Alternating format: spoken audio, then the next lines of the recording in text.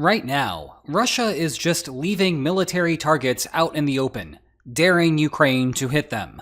This is the location of a relatively unguarded Russian tank regiment. A couple of kilometers to the west sits a motorized rifle brigade. Now to the southwest a few more kilometers, we have a motorized rifle division. Further west, a regiment of the motorized rifle variety. If we jump much further west, here is our second motorized rifle brigade. And lastly, to the north, a final Russian motorized rifle regiment. Oh, there are also some airfields and other things nearby, but I need to draw the line somewhere. Anyway, each of these represents a prime target for Ukrainian artillery to hit. And, moreover, with only a slight exaggeration, Ukraine has a magic button that can destroy all of them. Yet Ukraine has not hit it. So why not? Well, the answer is one of mankind's most powerful artificial creations, the almighty line on a map. You see, by international standards, this is Russia, and this is Ukraine. And the only thing stopping Ukraine from crossing that line is the thumbs up from a man 7,800 kilometers away in this building here. But we are starting to get some indications that this could be changing. That's why today we will discuss why the United States has adopted this rule, how Russia has taken advantage of the incentive structure put in front of it, the weird public messaging that suggests that Washington may have plans to alter the policy, and the vulnerable position that Russia will find itself in if that indeed does happen. But we begin with why the rule exists in the first place, and we can summarize that with just two words: escalation concerns. Ukraine and the United States agree that Russia should retreat back to the internationally recognized border.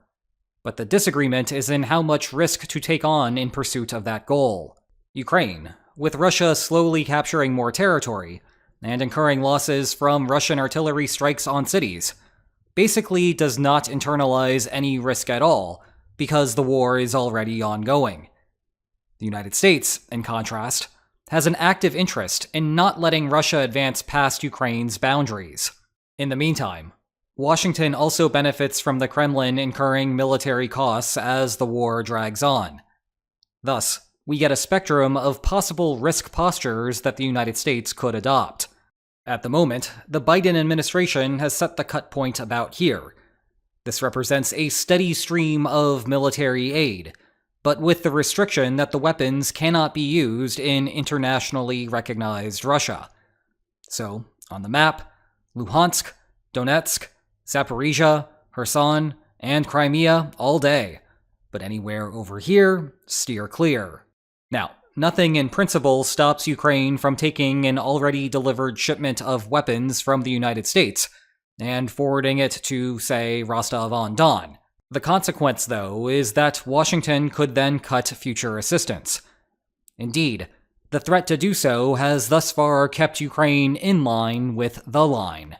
From the White House's perspective, the basic idea is that, the further that the United States participates, the probability that Russia will engage in some type of countermeasures against American assets increases. And, even if the likelihood of runaway escalation is low, that is something that Washington wants to avoid. Now, three things go into why the White House has selected this particular policy. First is how much it values the benefits of Ukrainian survival versus the costs associated with Russian reprisals. Those who place more weight on Ukraine would want to shift things to the right, while someone who does not care at all would fall down here. Much of the controversy surrounding the White House policy seems to argue that Biden does not care much about Ukraine. Not when push comes to shove, anyway. And maybe that is the case. But an alternative hypothesis points to the second factor, which is the expected response from Russia.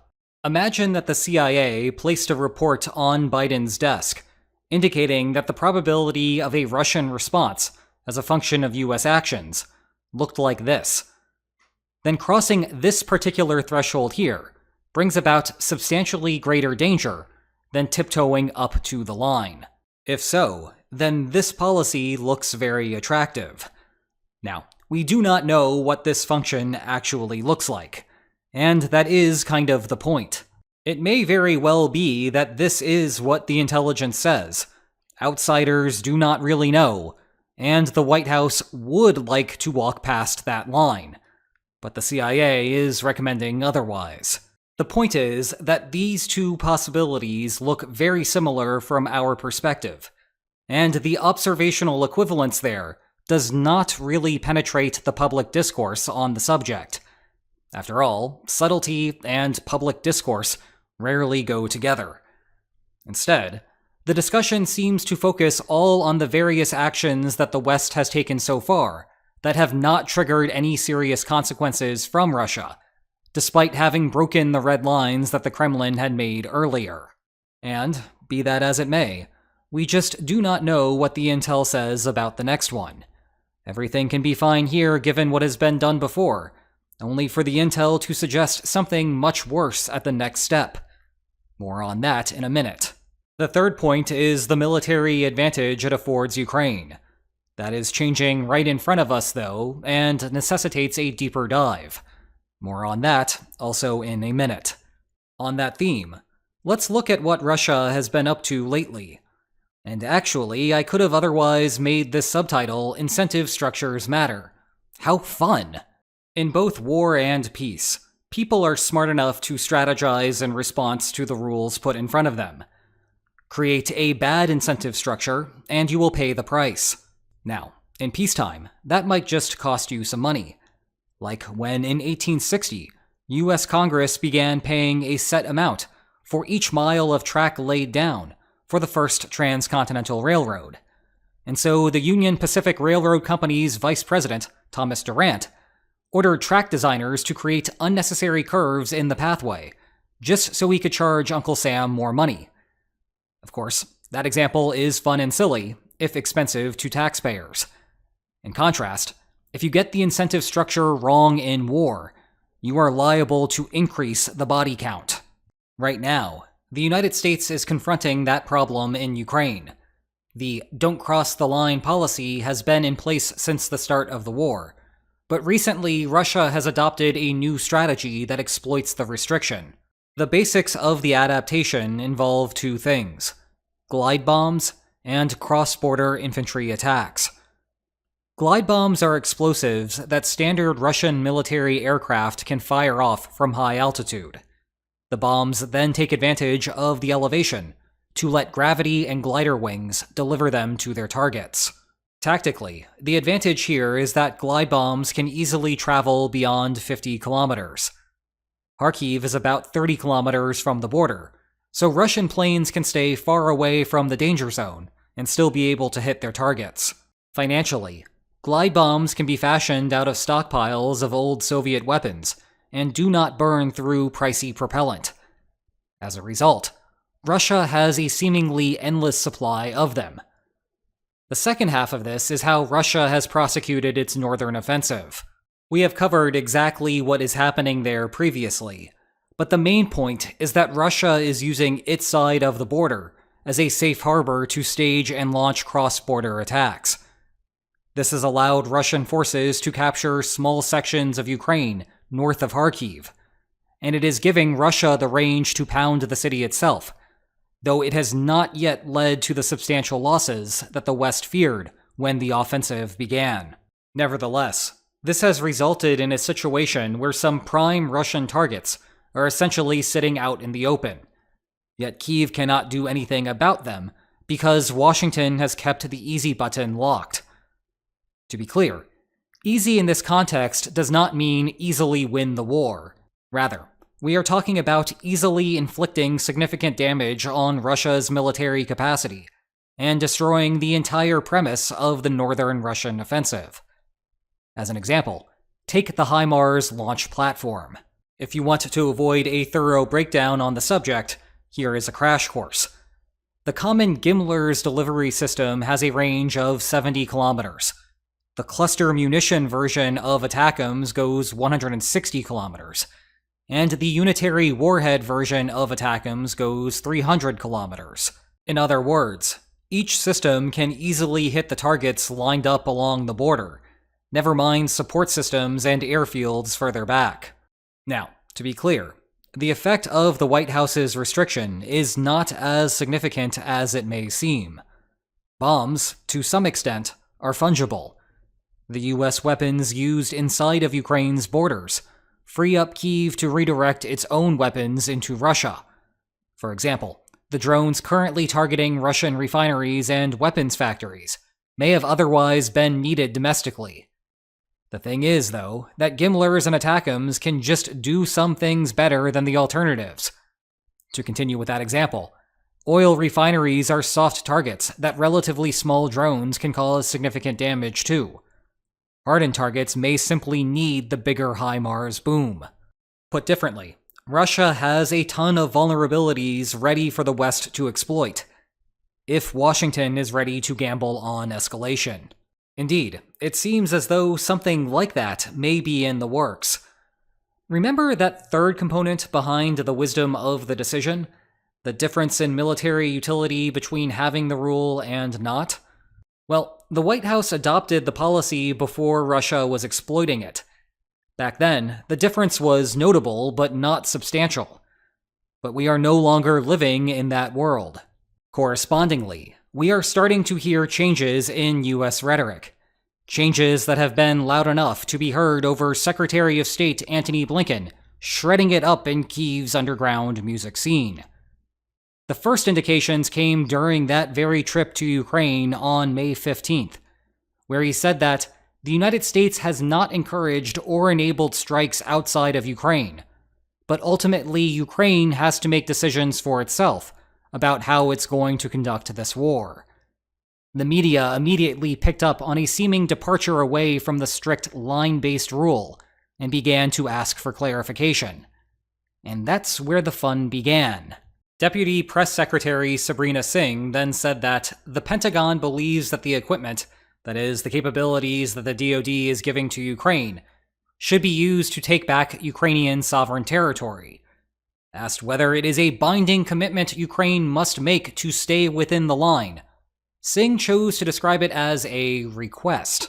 Secretary of Defense Lloyd Austin said that our expectation is that they continue to use the weapons that we provided on targets inside of Ukraine. Emphasis there on expectation. It feels as though Washington is setting up a plausible deniability defense. We told them not to do it. So sorry that they did. Sure would be a shame if they did it again. And afterward, the United States would keep sending weapons anyway. Boom goes the dynamite. Then a report came out from the New York Times that Blinken's visit to Kyiv led him to change his mind, and that he was now lobbying for a policy change from within the White House. He is not alone among high-level policymakers. Republican Speaker of the House Mike Johnson told Voice of America that he is on board. So, yes, the leading Republican has become more hawkish than the leading Democrat on the issue. In addition to Russia exploiting the policy, Washington's push to make the pivot may be based on learning how Russia has responded to recent related events, specifically on targeting inside of the border.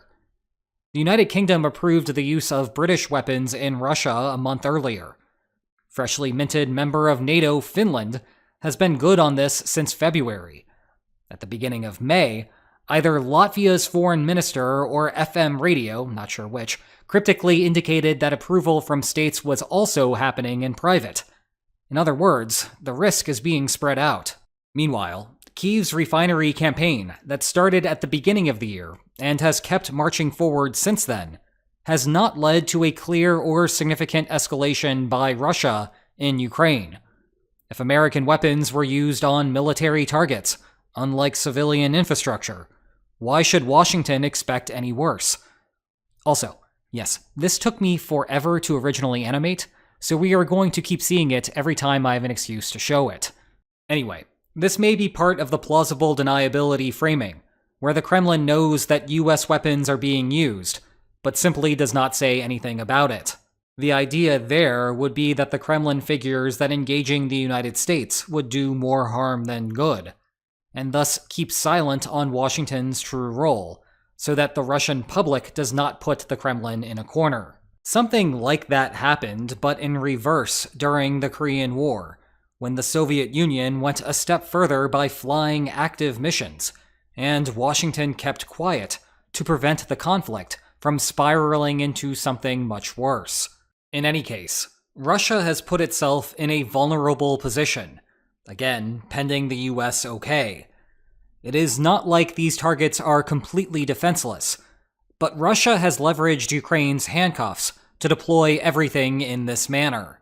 To draw a comparison, on New Year's Eve 2022, inside of this building here in Makiivka, Donetsk, Russian soldiers began calling their friends and family as the clock approached midnight.